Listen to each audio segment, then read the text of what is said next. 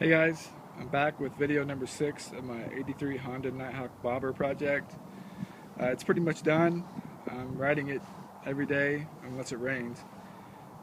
Um, so, quick update from the last video is the first thing is I finished the electronics box. It's right there. So what I ended up doing, I mean, you see my other videos, all the wiring mess I had. This swing arm has a perfect little square cut in it from it's stock.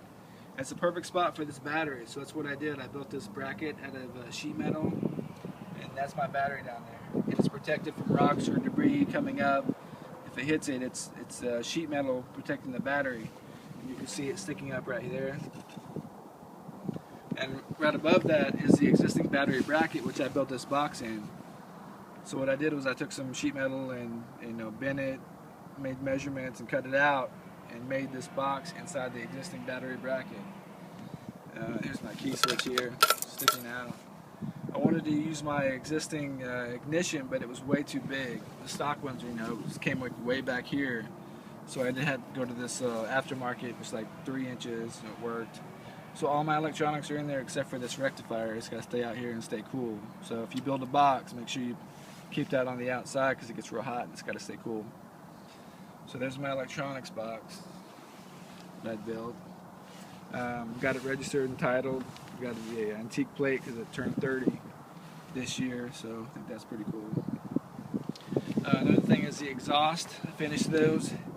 See, originally on my other video, you see that it was cut off right about here. What I did is I went and got 4 pieces, 12-inch pieces of 1 3/4 that slipped right over the 1.5-inch pipe, and I polished the last 6 inches and then wrapped it in black exhaust wrap, which turned out beautiful, and I love that look.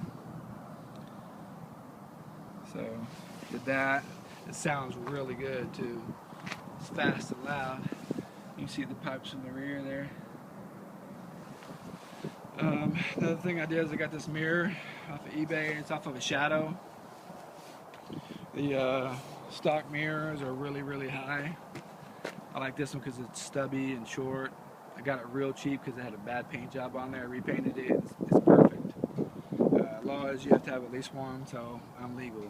So no other changes to the front except for the drag bars. I had to take the drag bars off, the straight bars, and put these Daytona bars on there again because I wasn't getting the clearance I needed. I kept hitting the tank, so I had to repaint the tank and change those bars and everything. Also, I got stuck in the rain when I left work on Friday, and I realized that this rear fender is way too small. So I'm going to have to fabricate a new fender and go at least another 6 or 7, maybe 8 inches down the tire.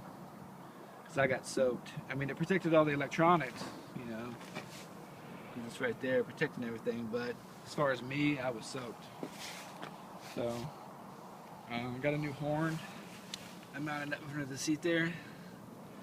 It's a Wolo Bad Boy horn. You may have heard of it. It's a self-contained air horn. I would suggest anybody with a motorcycle get one of these things because it's loud. I mean, motorcycle horns are notoriously weak, and this thing, I mean, if I drive pretty defensively on this bike anyway, but if I even think somebody's going to pull out in front of me, I honk this thing and it gets attention. So I'll honk it for you here in a minute. But other than that, it's pretty much done. Again, riding it daily. Everywhere I go, I get looks, and every time I stop, I get asked questions. What kind of bike is that? And most people have never really seen a bobber like this, which is kind of cool. But I'm really happy with the results, and it's a blast to ride, like I say. But if you're, a lot of people are looking to do this with their bike, and I would strongly suggest you do it. I mean, I really didn't have any experience. I mean, I'm mechanically inclined, but I'm not a mechanic, and I've had motorcycles before, but I've never done this to it. So if you're going to do it, just do it right. What I did is I studied on the internet and other bikes and learned as I went. Looked at YouTube. There's all kinds of videos on processes and how to do things. Ask for help if you need to. The only thing I didn't do on this bike was I didn't cut the struts. I had somebody cut these stainless steel struts out and I can't weld. So when I put the struts on, it lowered the bike 4 inches. So I had somebody cut and re-weld that kickstand. But everything else I've done myself, all the polishing, all the paint, all the fabrication, everything. But I will say, if you're going to do it, you know. The last thing you want to do is take a functioning bike, tear it apart with the intentions of making a bobber out of it, and give up halfway through and then end up with a bike that doesn't even run anymore, or a worthless piece of junk, or, you know, junk pile. So just have a plan and follow through with it, and you'll end up with something hopefully like this, or even better than this. I mean, I don't want to sound like I'm bragging, but this is what I ended up with. You know, I had a basic idea of what I wanted it to end up with, and this was my vision realized. And your vision may be something completely different. Just follow through with it. But if you have any other questions, just ask me. But there's my '83 Honda Nighthawk bobber finished. Here, let me first I'll honk the horn. So yeah, that's pretty loud. Here, let me start it up for you.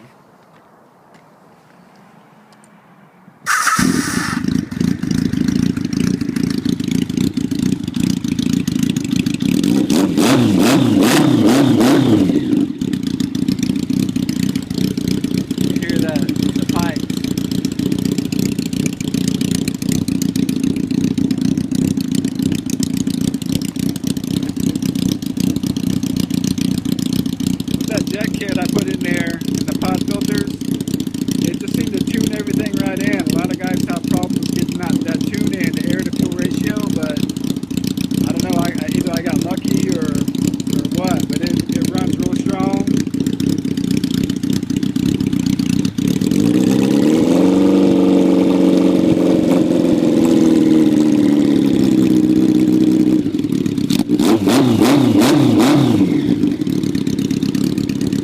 There she is, my '83 Honda Nighthawk bobber.